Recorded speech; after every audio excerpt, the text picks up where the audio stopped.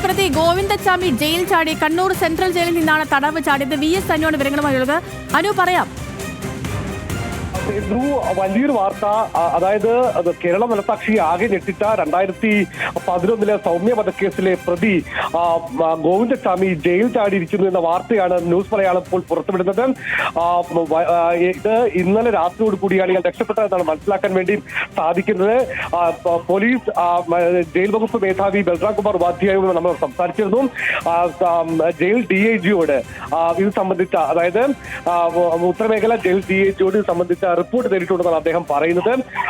വളരെ നമുക്കറിയാം, കേരളത്തിൽ ഒരുപക്ഷെ പെരുമ്പാവൂരിലെ രാഷ്ട്രീയ മാറ്റങ്ങൾക്ക് വരെ വഴിയൊരുക്കിയ സൗമ്യ വധക്കേസ്, ആ കേസിലെ പ്രതി ഗോവിന്ദച്ചാമിയാണ്. നമുക്കറിയാം, ഗോവിന്ദച്ചാമിക്ക് വേണ്ടി വക്കീലന്മാരൊക്കെ വന്നതും വലിയ ഇടപാടൊക്കെ നടത്തിയതും നമുക്കറിയാം. അങ്ങനെ ഒരു പെൺകുട്ടിയെ അതിക്രൂരമായി കൊലപ്പെടുത്തിയ സൗമ്യ വധക്കേസിലെ പ്രതിക്കാണ് ഇപ്പോൾ ആ പ്രതികൾ ഗോവിന്ദച്ചാമിയാണ് ഇപ്പോൾ ജയിൽ ചാടിയിരിക്കുന്നത്. കണ്ണൂർ സെൻട്രൽ ജയിലിൽ നിന്നാണ് ഗോവിന്ദച്ചാമി ജയിൽ ചാടിയത് എന്നുള്ളതാണ് നമുക്ക് ലഭിക്കുന്ന വിവരം. കൂടുതൽ വിവരങ്ങൾ നമുക്ക് ലഭ്യമായി വരുന്നതേ ഉള്ളൂ. അന്വേഷണം എങ്ങനെയാണ്? ജയിൽ മേധാവി ഇതിന് പ്രത്യേകമായി അന്വേഷണം റിപ്പോർട്ട് ആവശ്യപ്പെട്ടിട്ടുണ്ട്. മാത്രമല്ല, കണ്ണൂരിലെ പോലീസ് ഉദ്യോഗസ്ഥരടക്കം ഇക്കാര്യങ്ങൾ പരിശോധിക്കുന്നു. എല്ലാവർക്കും പ്രത്യേക അലേർട്ട് കൊടുത്തിട്ടുണ്ട് ഈ ഗോവിന്ദച്ചാമിയെ കണ്ടുപിടിക്കുന്നതിന് വേണ്ടി. ഏതായാലും വളരെ നിർണായകമായ ഇത്രയും ഒരു വലിയ ഒരു കൊലക്കേസിലെ പ്രതിയായിട്ടുള്ള ക്രൂരനായ ഒരു വ്യക്തിക്ക് എങ്ങനെയാണ് അവിടെ നിന്ന് ജയിൽ ചാടാൻ വേണ്ടി കഴിഞ്ഞത് എന്ന അടക്കമുള്ള കാര്യങ്ങൾ ഏറ്റവും പ്രസക്തമായി അന്വേഷിക്കേണ്ടതുണ്ട്. മറ്റാരുടെങ്കിലും സഹായം ലഭിച്ചിട്ടുണ്ടോ എന്ന അടക്കമുള്ള കാര്യങ്ങൾ അറിയേണ്ടതുണ്ട്. ഏതായിരുന്നാലും മലയാളിയുടെ മനസാക്ഷിയെ ഞെട്ടിച്ച സൗമ്യ വധക്കേസിലെ പ്രതി ഗോവിന്ദച്ചാമി ജയിൽ ചാടിയിരിക്കുന്നു എന്നുള്ള വാർത്തയാണ് നമുക്ക് നൽകാൻ വേണ്ടി കഴിയുന്നത്.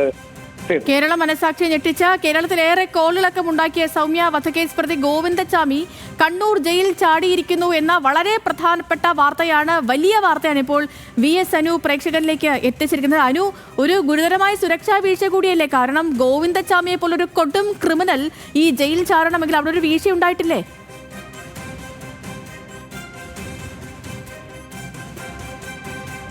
വ്യക്തി എങ്ങനെയാണ് ഈ കണ്ണൂരിലെ സെൻട്രൽ ജയിൽ പോലെയുള്ള ഒരു ഇടത്ത് നിന്നും ചാടുന്നത്?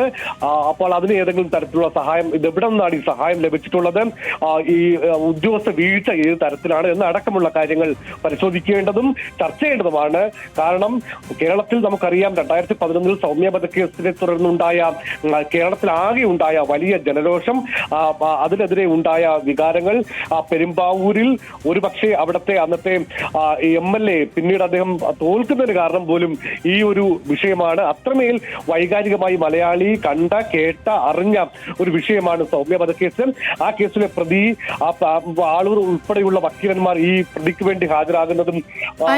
ഒരു മിനിറ്റ് അനുവിലേക്ക് മടങ്ങിയെത്താം. ഈ കോളിളക്കം സൃഷ്ടിച്ച, കേരള മനസാക്ഷിയെ ഞെട്ടിച്ച സൗമ്യ വധക്കേസ് പ്രതി ഗോവിന്ദച്ചാമി ജയിൽ ചാടിയിരിക്കുന്നു എന്ന സുപ്രധാനമായ വാർത്തയാണ് ഇപ്പോൾ പുറത്തു വരുന്നത്. ഈ കേരള മനസാക്ഷിയെ ഞെട്ടിച്ച ഒരു വാർത്തയായിരുന്നു.